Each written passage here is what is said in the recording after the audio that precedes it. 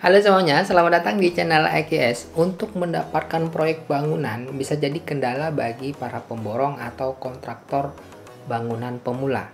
Ya, jangankan dapat tender menggarap proyek besar seperti membangun gedung, kantor pemerintah, villa, apartemen, hotel, real estate, atau perumahan elit. Dipercaya konsumen untuk sekedar renovasi rumah kecil-kecilan saja susah. Seperti yang sudah saya bahas dalam video sebelumnya, cara jadi kontraktor bangunan sukses nyaris tanpa modal, ya. Hanya saja untuk mendapatkan order borongan itu yang tidak mudah, terutama bagi pemborong pemula yang belum punya nama. Ya, namanya saja baru merintis usaha, otomatis belum dikenal sehingga susah untuk mendapatkan kepercayaan dari calon klien.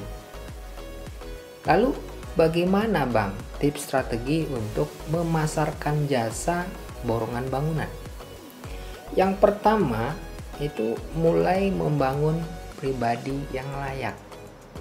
Nah, dipercaya konsumen perlu digarisbawahi ya. Jasa borong bangunan ini adalah jenis usaha yang unik, terutama dalam memasarkan dan mencari konsumen. Berbeda dengan jenis bisnis lain. Faktor kepercayaan ini sangat dominan sebagai bahan pertimbangan calon klien dalam memilih pemborong. Itulah sebabnya kenapa jarang kita temui pelaku jasa pemborong pembangunan itu jor-joran pasang iklan promosi guna menggait pelanggan. Nggak bakal efektif. Hal pertama yang harus dilakukan ini adalah membangun kepercayaan diri sendiri dahulu.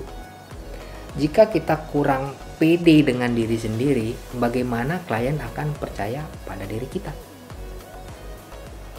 Yang kedua, mulai promosikan pada orang yang kenal. Nah, ini merupakan strategi marketing standar bagi pebisnis pemula dan merupakan awal promosi yang paling mudah. Bagus sebagai tahap belajar mempresentasikan jasa yang kita tawarkan. Kecuali kalian sudah jago, sudah pro dalam hal menghadapi calon konsumen, ya tidak jadi masalah. Langsung menawarkan jasa borongan sama orang lain atau orang luar mungkin ada rasa grogi kalau belum ada pengalaman. Tapi berbicara dengan teman, saudara, tetangga, atau kenalan ini membuat kita percaya diri. Kemungkinan mereka mempercayai kita juga lebih besar karena sudah kenal sebelumnya. Atau faktor rasa sungkan jadi alasan mereka mengambil kalian saat ingin membangun atau merenovasi rumah. Makanya jadi orang itu harus bersikap baik pada sesama. Jangan baik itu kalau ada pas perlunya saja.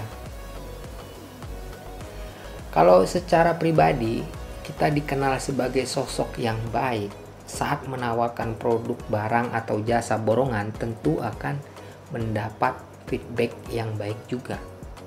Beda kalau di kampung kita terkenal sebagai orang jahat, ya. Siapa yang mau memakai jasa kita? Mereka pasti mikir, jangan-jangan ntar dikasih duitnya rumah saya nggak dikerjakan. Yang ketiga, ini menjaga kepercayaan dan konsumen. 1-2 pelanggan awal dalam debut bisnis jasa pemborong ini merupakan pilar yang harus dijaga tetap kokoh. Jagalah nama baik kita untuk mendapatkan kepercayaan dari konsumen lain. Jika segelintir pelanggan awal sudah kita bikin kecewa, itu alamat kurang baik bagi kelangsungan usaha kita di masa depan. Nah, bagaimana cara menjaga kepercayaan konsumen? Yang pertama, ya, memakai bahan dan takaran sesuai perjanjian. Jangan karena ingin untung besar lantas mencampur semen dan pasir di bawah ukuran standar. Memakai besi beton terlalu kecil, menggunakan kayu yang jelek, memasang keramik reject, dan lain-lain. Intinya jangan membodohi konsumen. Jadilah kontraktor yang jujur, jangan jadi pemborong nakal. Yang kedua, mempekerjakan mandor, tukang dan kuli bangunan yang berpengalaman sehingga hasil kerjanya kuat, rapi, dan cepat selesai. Yang ketiga, tidak meminta biaya tambahan di luar perjanjian.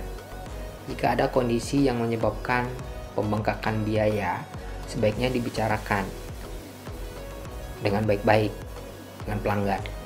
Misalnya ya, karena desain bangunan yang berubah, faktor cuaca, kenaikan harga, material, bahan bangunan dan lain-lain, ini dibicarakan saja. Menjaga nama baik itu tidak kalah penting dengan menjaga kualitas bangunan itu sendiri.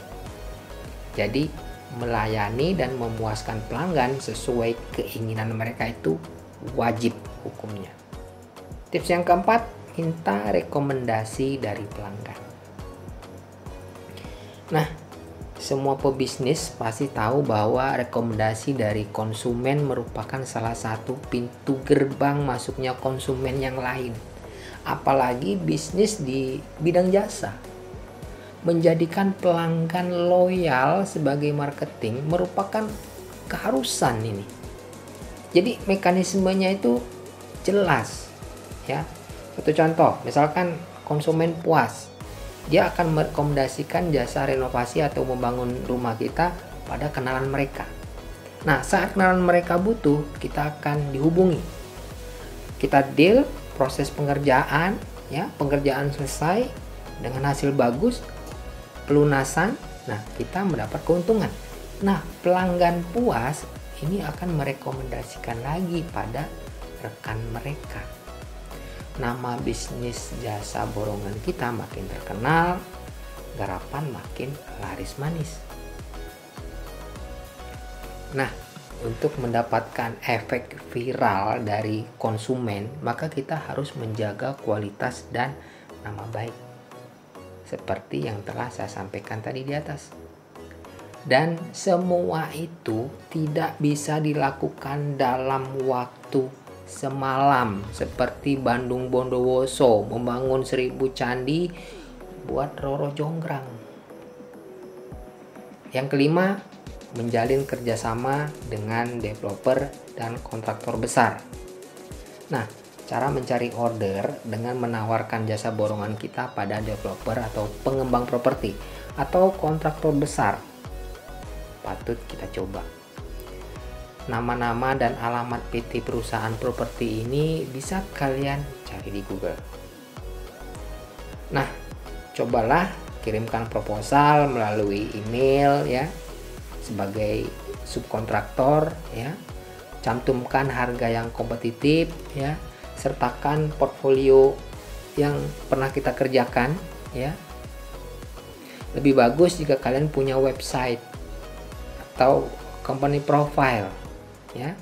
Selain terlihat profesional, juga memudahkan calon relasi untuk melihat informasi lengkap tentang usaha kalian. Nah, developer dan PT kontraktor kelas kakap ini biasanya tidak mengerjakan semua proyek raksasanya sendiri. Mereka juga butuh mitra kerja untuk membangun gedung agar dapat selesai. Dan kriteria mitra kerja yang mereka inginkan itu diantaranya yang pertama yaitu harga borongan murah. Lebih bagus jika rela dibayar mundur. Yang kedua, hasil pekerjaan bagus sesuai standar yang mereka buat.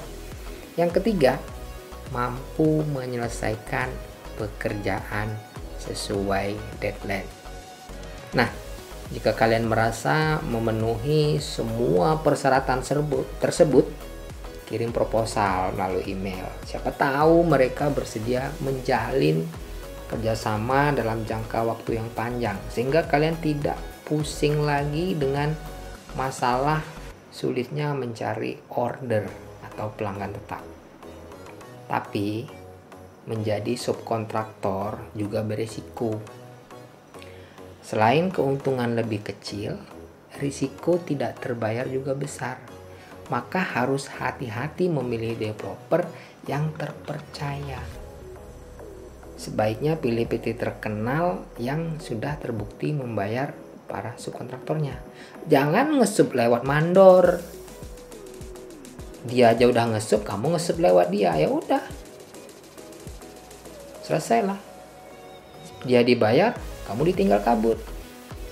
Yang keenam, promosikan di berbagai media. Nah, walau jarang ya ada pemborong yang mempromosikan usahanya, tidak ada salahnya ya kita melakukan hal tersebut. Ada banyak media promosi online maupun offline untuk mempromosikan jasa borongan bangunan atau renovasi rumah kita. Antara lain, yang pertama itu ada grup-grup sosial media ya, media chat yang terkenal, misalkan di grup Facebook, Instagram, LinkedIn, dan lain-lain. Yang kedua, pasarkan di marketplace yang membuat kategori jasa atau properti seperti sejasa ya. Kemudian yang ketiga, pasang iklan di situs iklan seperti OLX. Yang keempat itu aktif di forum properti. Yang kelima, buat website atau company profile dan optimasi SEO-nya agar muncul di halaman pertama pencarian Google dan search engine lain. Yang keenam, daftarkan di Google My Business yang ditampilkan dalam peta lokasi bisnis kalian itu di mana. Yang ketujuh, berkomentar di blog atau website yang membahas tentang seluk-beluk dunia properti. Yang kedelapan ini membayar jasa review pada blog-blog properti terkenal.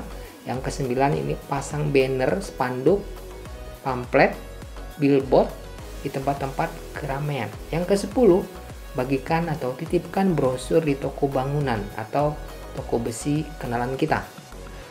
Dan yang ke-11, jadi sponsor di acara pameran atau expo properti. Serta masih banyak cara promosi lain yang bisa kita lakukan ya. Jadi sebaiknya jangan pelit pengeluaran biaya untuk pasang iklan. Berbayar biar nama jasa kontraktor bangunan kita cepat dikenal masyarakat, itu nggak masalah. Tapi harus diingat, pasang iklan hanya salah satu media pemasaran yang dampaknya tidak bisa langsung terlihat. Dan pastinya kualitas pekerjaan dan pelayanan kita tetap merupakan kunci utama. Mau promosi jor-joran apapun, kalau hasil bangunan yang kita kerjakan tidak dijaga kualitasnya, justru akan memicu pelanggan untuk berkomentar buruk di medsos. Malah jadi rugi kan? So, sebelum promosi membabi buta, sebaiknya benahi dulu usaha jasa borongan renovasi rumah kalian. Jika kualitas bagus plus didukung promosi yang efektif, pasti lebih banyak konsumen antri memakai jasa kita. Dan boleh juga menjalin hubungan dengan para birokrat, tapi lakukan dengan cara-cara resmi sesuai prosedur. Jangan menyalahi aturan hukum serta kode etik bisnis. Ingat, banyak kontraktor nakal terjerat kasus korupsi karena menyuap pejabat untuk mendapatkan proyek. Segini dulu tipsnya, durasi sudah terlalu panjang. Tulis di kolom komentar jika ada pertanyaan atau jika ingin diskusi lainnya. Terima kasih yang sudah menonton sampai ke detik ini. Jangan lupa bantu like dan subscribe channel ini. Saya Anggur Halid, sampai jumpa di video selanjutnya. Salam kios.